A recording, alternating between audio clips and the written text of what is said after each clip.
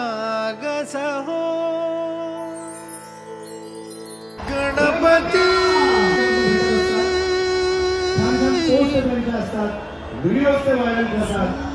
असे सगळे हे आपल्या मित्र-मैत्रिणी जोरदार आणि जोरदार आता आम्हाला माहिती दिली इथं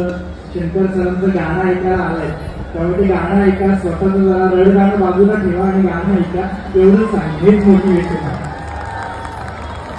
सूरनिरागसहो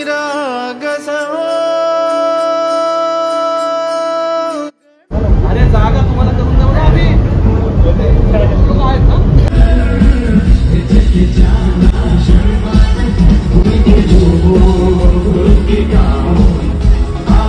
छूट जाए संग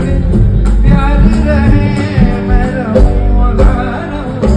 सजना मेरे सजना थँक्यू